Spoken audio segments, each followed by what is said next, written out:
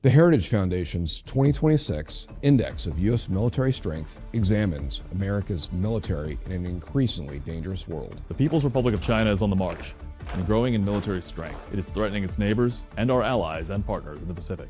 It has the world's largest navy, the largest arsenal of missiles in the world, and is the fastest growing nuclear power on the planet. It seeks not only to confront the United States, but to defeat it militarily, replacing the U.S. as the world's dominant military power.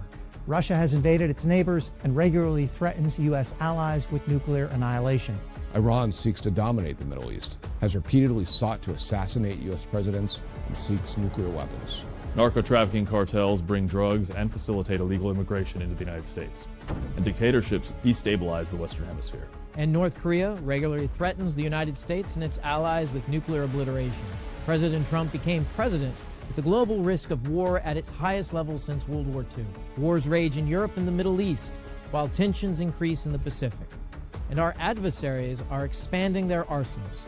With the end of the Cold War, U.S. defense spending dropped to 3% of GNP, and today is even lower. We are now taking historic steps to ensure the United States military can prevail in an increasingly likely conflict with a near-peer adversary by rebuilding America's military. President Trump and his administration are rising to the challenge. By renewing the military's focus on lethality and investing in the industrial base, the Trump administration has begun to reverse the decline in American strength that it inherited from the Biden administration by restoring peace through strength. Three crucial words that should be at the center always of our foreign policy. Peace through strength. The president has invested an additional $150 billion into the U.S. Department of War's budget, bringing it to near $1 trillion, and has proposed an increase to $1.5 trillion, a level of military spending not seen since the Reagan administration.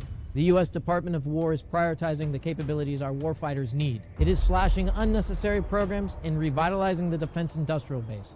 It is focused on building the 6th generation B-21, the Golden Dome missile defense system, and more munitions, ships, submarines, and fighter aircraft, such as the F-47. It is ensuring that our nation will defeat those who threaten the United States. These efforts are already paying off. In 2025, the U.S. military dealt a crushing blow to Iran's clandestine nuclear weapons program. Earlier this year, the military arrested Venezuelan dictator and narco-terrorist Nicolas Maduro.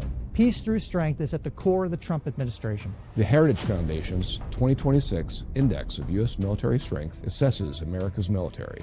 It is the only independent and comprehensive assessment of the state of the U.S. military set against the current environment. It assesses the capacity, capability, and readiness of the U.S. military and its ability to contend with national threats. As currently postured, the United States military is at risk of being unable to defend America's vital national interests. It is facing defeat if things don't change. Decades of underfunding, prolonged deployments, inconsistent appropriations, poor discipline and program execution have all made the U.S. military unable to respond effectively to the range of growing threats. Peace through strength prioritizes the lethality of the U.S. military and harnesses the great strength of the U.S. industrial base to build the war-fighting platforms our military needs to deter and, if necessary, defeat our adversaries. The U.S. Navy is challenged to keep pace with China's modernizing fleet and arsenal, and needs more ships, submarines, aircraft, shipyards, munitions, and logistical support craft to deter and, if necessary, defeat an aggressive China in the Pacific. Our nation's nuclear arsenal must be modernized and expanded to deter our opponents, and if needed, defeat them in war. We must build the Golden Dome missile defense architecture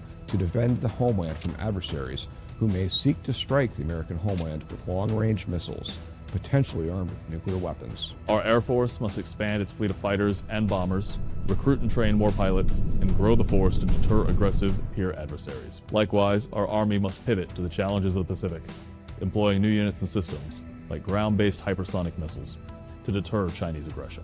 While President Trump is arresting the decline of the past, the 2026 index highlights areas of additional emphasis, attention, and prioritization. There must be a substantial increase in platforms, a revitalized defense industrial base, expanded munition production, increased logistical and fuel support, and the prioritization of essential programs to build resiliency for a conflict. This year's index reflects this and judges the president's leadership has arrested decades of decline and neglect. Restoring peace through strength has enabled focus on warfighting and lethality and the prioritization of those programs essential to defeating our nation's adversaries. Continued investment is required, but the process has begun. Presidents Washington, Grant, Eisenhower, Reagan, and Trump have shown the way that peace can only come about through strength.